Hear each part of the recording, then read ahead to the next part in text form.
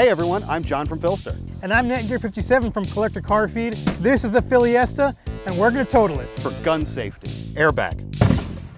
Airbag, airbag, airbag. We've gotten just about the results that I expected. Lost one. Lost one already.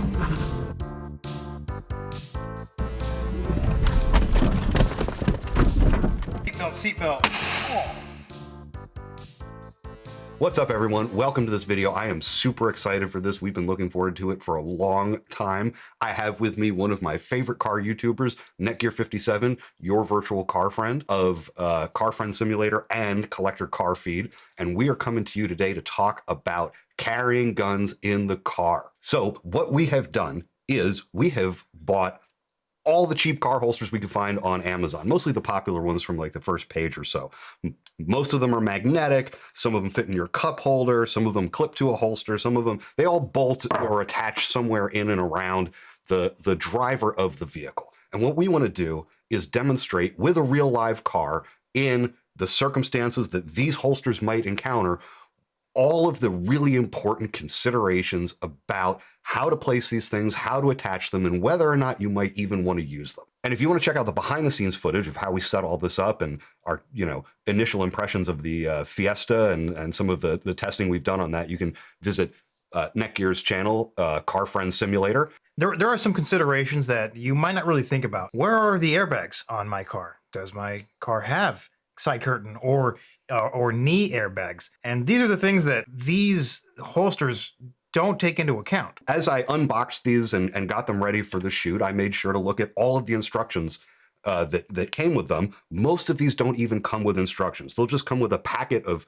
like screws. This one came with drywall screws. Yeah, they come with drywall screws, and they assume that you're just going to screw them essentially at random into the plastic interior paneling of the car, with no consideration for what's behind the paneling, like a wiring harness or an airbag. Or an ECU. Yeah, or an ECU. And none of them take into consideration or offer you any warnings at all about placement as it pertains to your safety. And even if you're in a circumstance where your car doesn't have a knee airbag, the area immediately around the driver is a place into which your body parts will collide in an accident. Before you go any further in this video, I would highly recommend hitting pause and opening up another YouTube tab and just searching for dash cam compilations and watch 15 to 20 minutes of dash cam compilations to see how violent real car accidents can be, even at low speeds. And what we're going to try to do is simulate as much of that kind of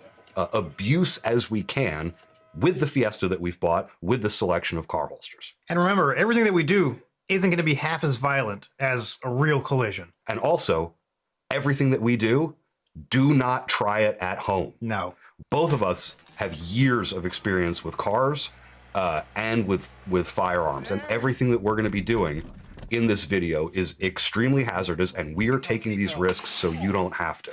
Remember, kids, don't try this at home. My hypothesis up front is that any car holster that will release a gun to you in a quick access way will not be secure enough to withstand potentially even our first non-destructive phase of testing. Yeah. From there, we're going to move from non-destructive testing to some much more destructive testing. And I am pretty sure that if one of these manages to retain a gun through all of the tests we put it through, I will be shocked, and I will actually recommend that you, if you have to, absolutely have to, potentially even recommend one of these products. However, based on my handling of them so far, I don't foresee that occurring. Yeah, nothing here is really impressive. Yeah, making me feel confident in it. So we're here in the PHLster Farm workshop with our salvage Fiesta, and we're going to get ready to start putting these holsters in the car. In a previous video, Netgear and I prepared this car for other elements of this test, where we rewired the various SRS components in order to be able to set them off remotely with a battery. And so now the car looks like an IED. Nevertheless, we're going to get started on placing our various holsters in and around the driver's area where you typically see them attached. Let's get started. That ain't going nowhere. At least the holster isn't. It remains to be seen about the gun itself. None of these came with any instructions. but they did come with screws. Or should we use the adhesive? I think we're gonna have to use the adhesive because if we screw it, I don't want to screw into I don't want to damage anything. We have a small window right here. Let me see. Let me see one. No, I think it'll be too big. Yeah. And it goes like that, I'm assuming, so that way you can. We're gonna have to adhere them. All right. Yeah. So for step one is clean the surface. Yeah, let's do that. We got to clean the surface so that the adhesive will stick to it. Oh yeah, that works great. This is actually the nicest it's looked since we bought it. You have selected the appropriate size screws for these, and now we're going to install all of this stuff. To leave room for the other ones. There's those guys. Now, I know what you might be thinking here. Who would be dumb enough to put their holster on something that's labeled here airbag? Well, you're giving people way too much credit. I know, you know, we all like guns. I like cars too. Gun guys and car guys aren't necessarily the most intelligent people sometimes. Do you really think that's really out of the ordinary? I don't think so. No, especially considering that really frequently we see these advertised as being attached at this location, right? Yeah, because especially these, where you see the videos and the guy cocks it and pulls it out. Look how cool you could be. Look how cool you could be. Oh, the magnet keeps pulling the trail. This one actually has a pretty secure magnet. But this seems like a very just nice place for it. We're trying to keep these all, like, at least theoretically within arm's reach of the driver. Obviously, no normal person is going to have this many car holsters jammed into such a tiny space. However, we're trying to do a fairly comprehensive evaluation in which we really only have one shot at most of this. So we gotta get the most bang for the buck, and we're trying to at least keep them all plausibly within arm's reach of the driver. For this test, we are using actual guns in order to make sure that this test is as accurate as possible. We've disabled them all with a barrel block so that a real round cannot be chambered and they're incapable of firing. And we have also used true to weight, inert dummy rounds that are also incapable of firing so that this gun with a loaded magazine weighs exactly what it would weigh if you had loaded it with real ammo and used it for a test like this. Now we're gonna load up the car with guns. I thought when we rewired these airbags, it was the sketchiest thing we had ever done with a car. And now I am pretty sure that this completely takes the cake. I'm honestly happy we disabled the airbag. Yeah. So when we test our products, we test them in a combat sports context in order to ensure that they absolutely live up to the kinds of real fights that people have. Train how you fight. Yeah, train how you fight. Since we're dealing with automotive here, I think it would be appropriate to test this in the crucible of motorsport, rally. Yeah. Do you think we're ready? The inside, I think we're good for the test. The car itself, though, I feel like it's missing something. You don't think it's race car enough? It needs to be racier, you know. We need that pop, that pizzazz. It's got to be more race car.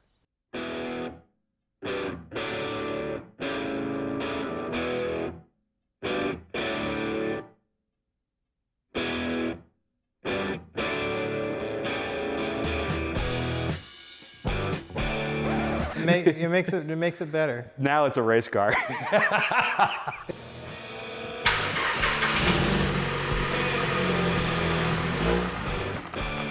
Ready to rally? I'm ready to rally. Let's do this.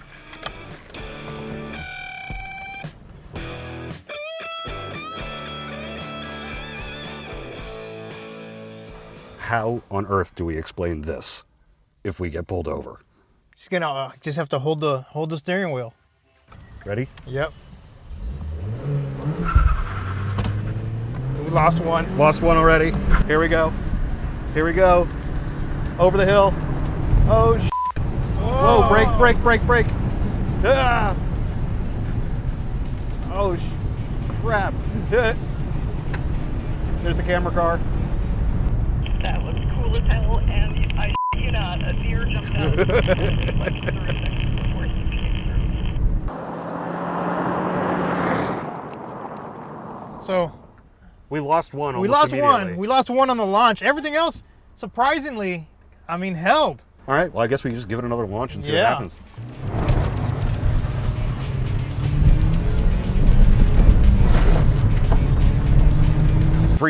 2, 1.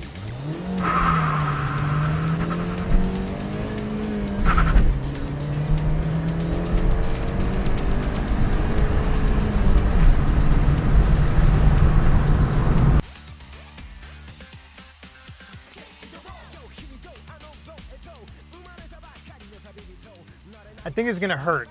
I'm sure this is gonna hurt. Traction control. Oh God. Oh God. We can do it. We can do it harder. Yeah. Oh, there it is. There we go. We lost another one. That one too. Yeah. Oh, 3 of them are gone. Oh gosh.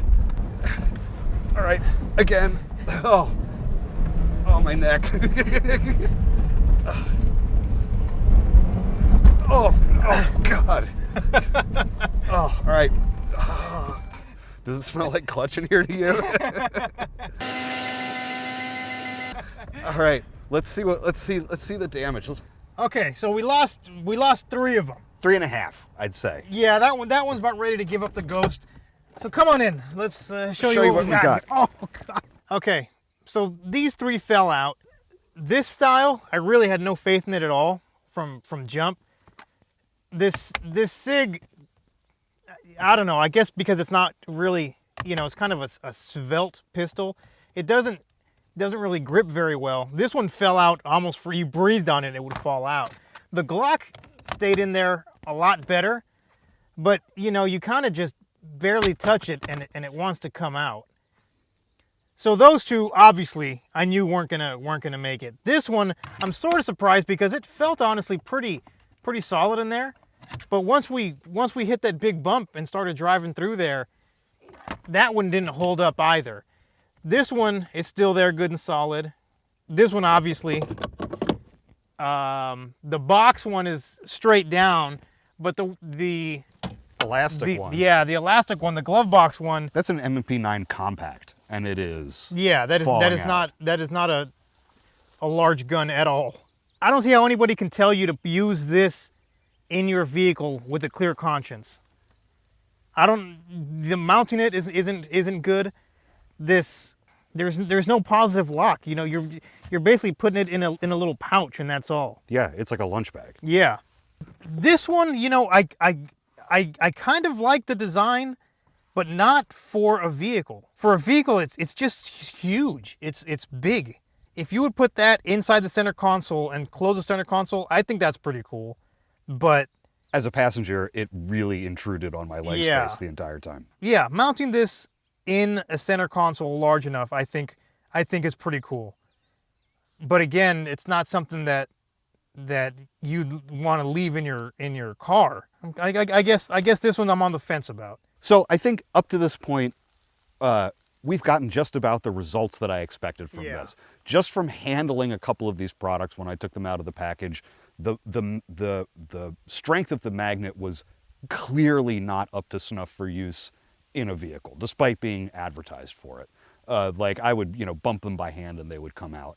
Some of these I think are gonna do fine for rough roads. However, the real test I think is what comes next when we start exposing them to an airbag deployment as well as the final test, the rollover. So in a previous video, I described how seatbelt pretensioners work. We'll put a link to that in the description or somewhere in this video. Most of you have experienced the inertia lock, that feeling when the seatbelt hits the inertia lock in a relatively lower speed emergency stop. However, when the SRS system is triggered, in addition to there being like propellant in the airbags, there's also propellant in the spool for the seatbelt. So in the instant before that the airbags deploy, it tightens the seatbelt, snugs you into the seat, and positions you correctly to receive the airbags and prevent you from, banging around inside the vehicle. One concern that people have about carrying in the car, and one of the reasons that they choose a vehicle holster, is that they're concerned that the seatbelt could potentially injure them through their gun or through the interaction with their gun when this system deploys. And what we're going to do is, now that we're done driving the vehicle, we're going to set these off and do a demonstration for you. First, we're going to show you one on its own, and then after that, we're going to show you on me how it actually functions. So I'm going to step out of the way and we're going to set this pretensioner off to show you what it actually does. In 3, 2, 1. Seatbelt, seatbelt, seatbelt.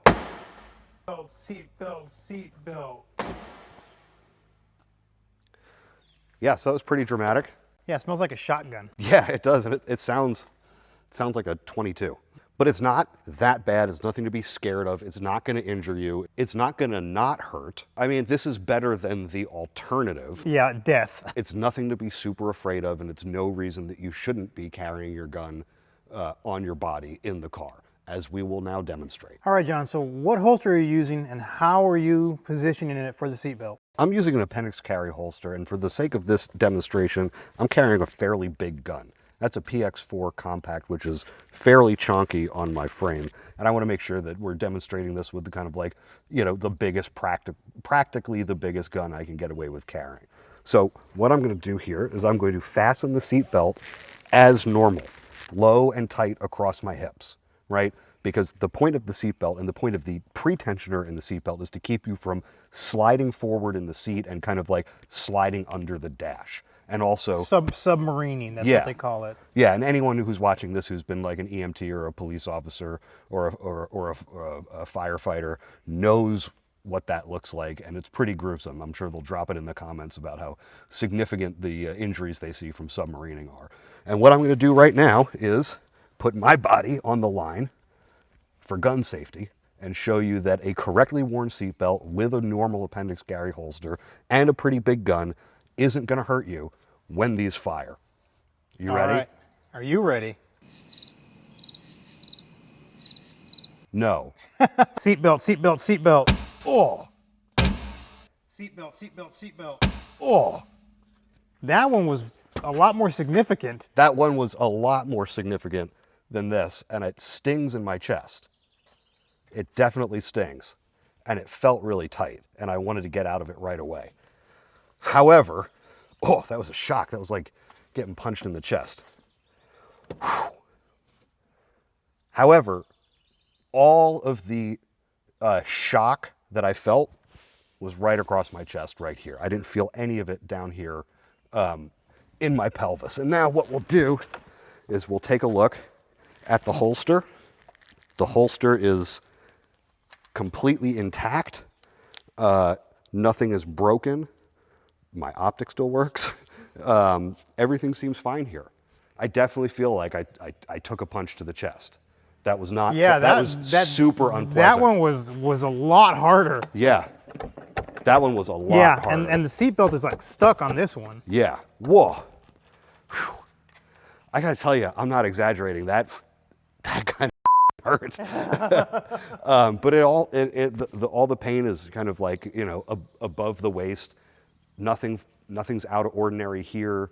Nothing feels injured or sore or swollen. It feels completely normal. Everything feels perfectly fine in the area where I was wearing the holster because the belt bridges across your hips, and your hips and your pelvis absorb that impact. Your fleshy chest might not absorb it quite as well, and there's plenty of room for compression there. But that one fired. That one went off. Yeah, Oh. You could smell. It smelled like gunpowder. Yeah. Yeah. It smells like the propellant, and like I definitely feel like tingling across where the belt was, and I wouldn't be surprised if I have like a bruise or a red mark. Yeah. Up here, like maybe like a little like skin. I have like a pinch, almost like going like down here too. It would have been way worse if I was skinnier. I can tell you that. Yeah. Up next, we're going to be setting off an airbag. Airbags deploy in milliseconds at about 200 miles an hour. Anything in the path of that airbag is going to be influenced by the airbag. All of these products are being sold as car holsters. Just because it's for sale doesn't mean it's safe. There is no testing or certifying body that tells any of us that these are safe or even that they're a good idea. If you want to see the impact that an airbag will have on something like this or whatever's in front of an airbag, take a look at this. Now remember, we can't stress this enough. Don't try this at home. For any reason, under any circumstances. Okay, we have live airbag deployment with true weight replica blue gun in 3, 2, 1, airbag, airbag, airbag.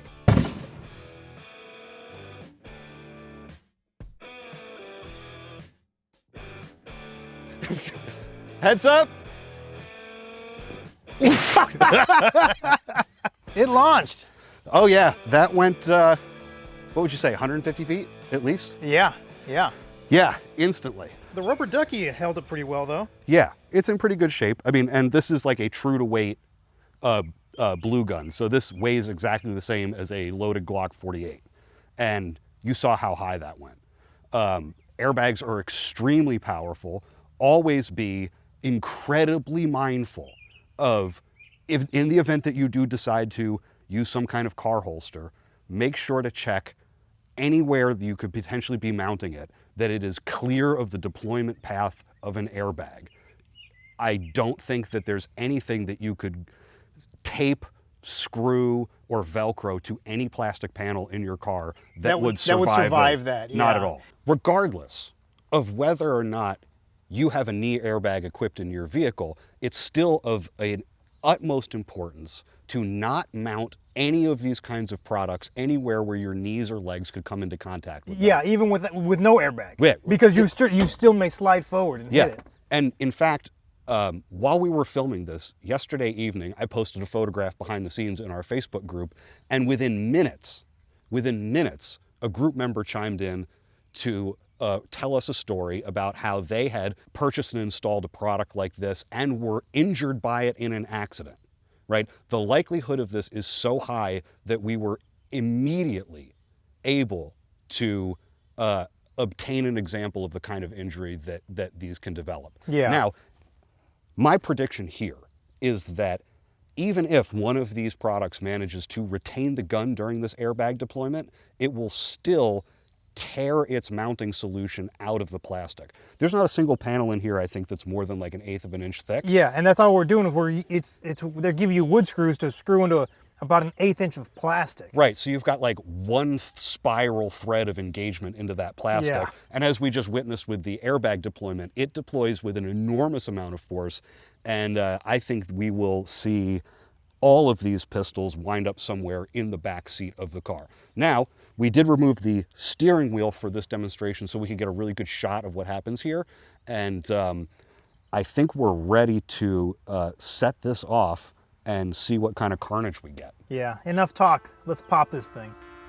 3, 2, 1. Airbag, airbag, airbag. Whoa.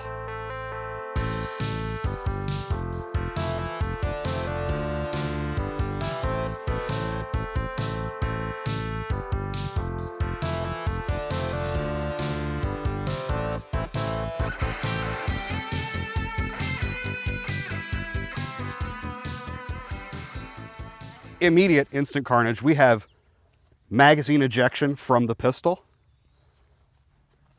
The holster's, The holster is, it survived. It- The holster survived. it ripped the clip out of the mounting.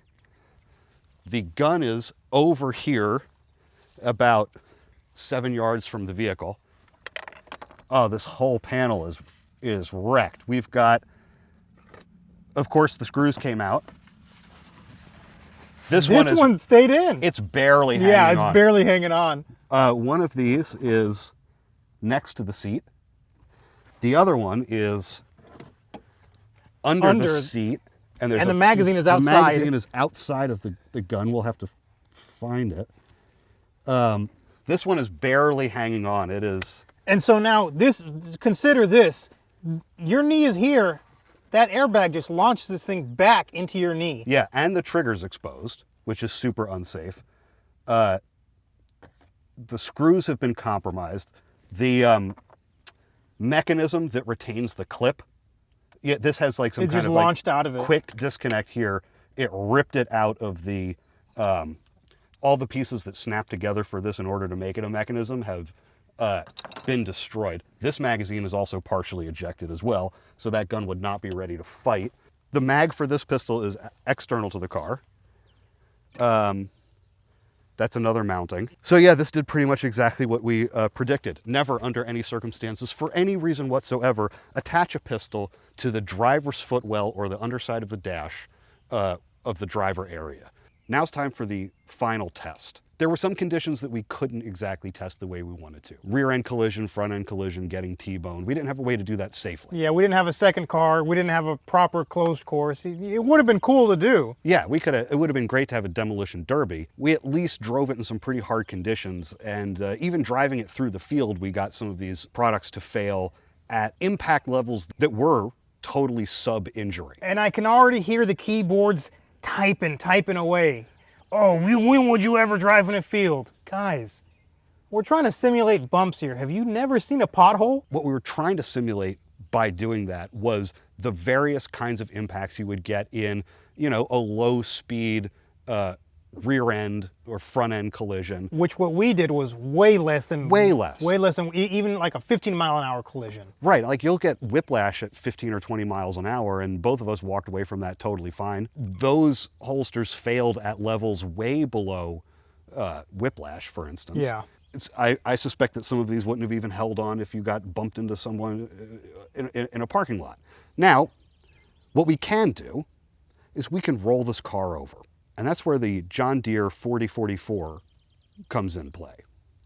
We're gonna get down off of this car and we're gonna give it one last ride. We put all the rest of the holsters in there except for number 6, which was broken beyond repair. Yeah. However, all the rest of them are in there. The cup holder holster, the elastic Velcro holster, the kind of big box friction fit holster, and as many of the magnetic holsters as we could get back together. And we're gonna give this Fiesta one last party. Yep. It's time to flip the Fiesta. Because they hadn't been down. Go, go, go, go, go. Oh, oh man. There she goes. Oh.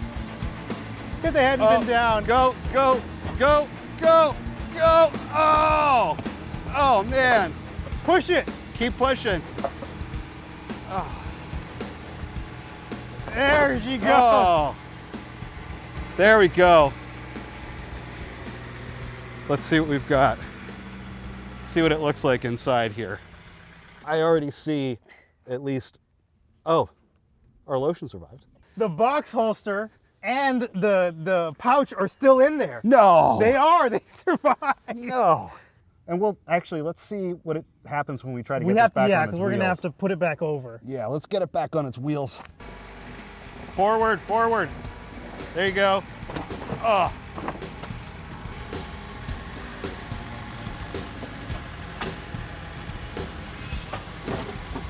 Oh.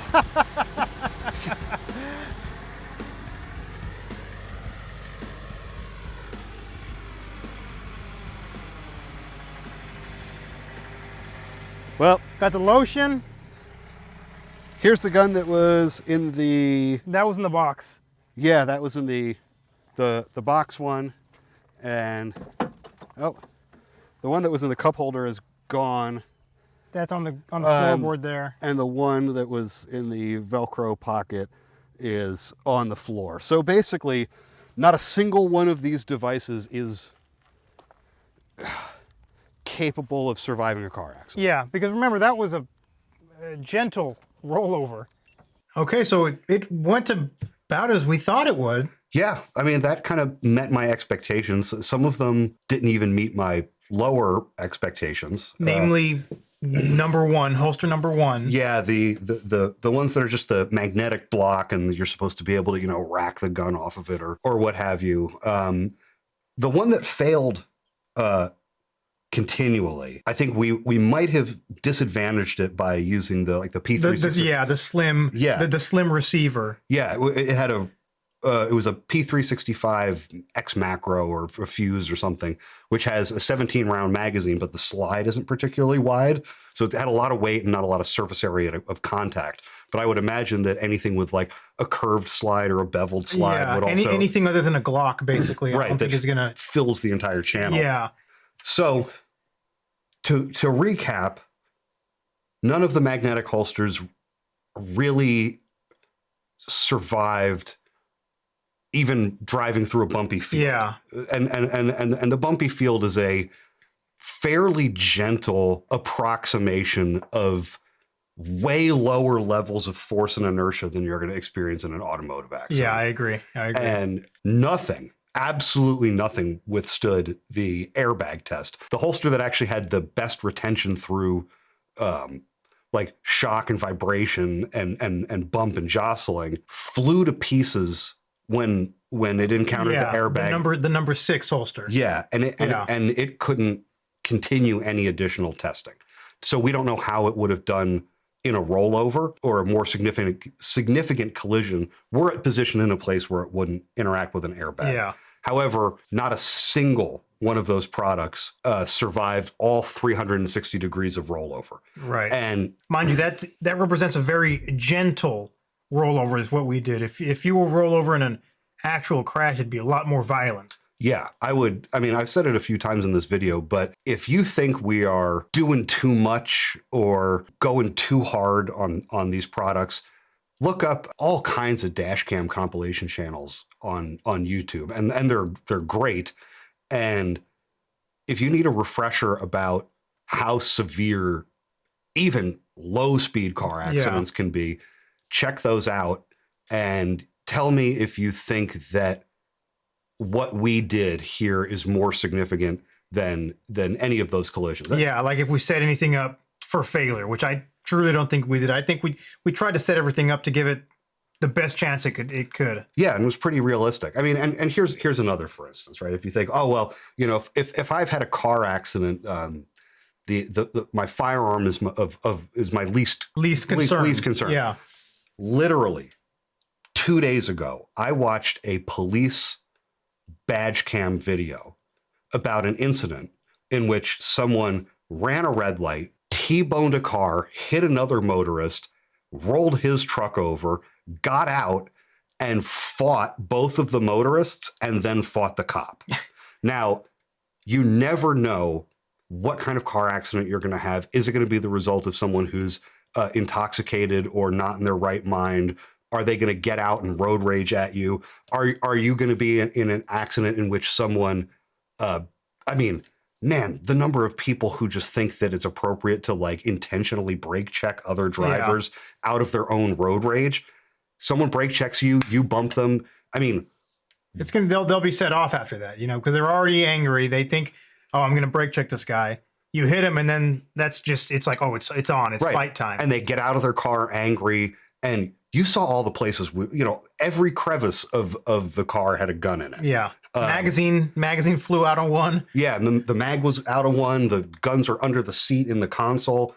Someone brake checks you. You have a collision with them because they're a psychotic road rager, and they get out of their car to continue having a fight with you in the middle of the road. And all of a sudden your gun is not where you left it. Whether or not you choose to use a car holster or any of these kinds of products is up to you. Yes. The question I would ask, does it have enough advantages to outweigh the cons here?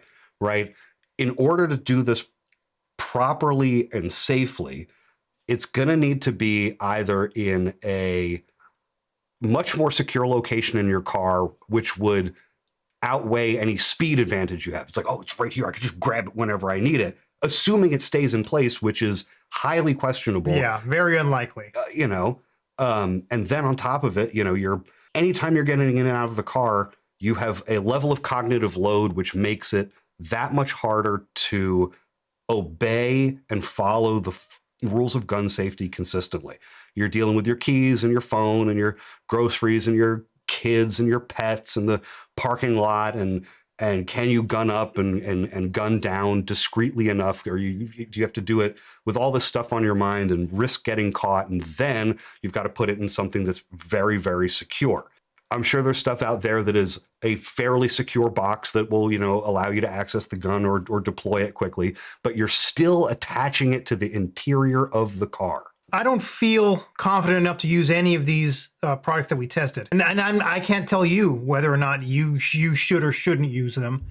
But if I had to, if you forced me to choose something, I think the number 6 or the number 3 would probably be the two that I would use but they would be in a center console that is large enough to house them. And like John was saying, you're still attaching these to car plastic. I would feel like I'd have to reinforce it somehow to keep it solidly clipped there. You know, all the plastic panels are like 1/8 of an inch thick. There's a significant amount of interior vehicle design that takes into consideration the fact that your body is going to encounter it in an accident. So they make it fairly flexible and forgiving. You know, when they do crash testing, they paint up the dummy to see where that it hits. Yeah, just to see where it hits, and then to see what they need to do in order to improve passenger and occupant safety there.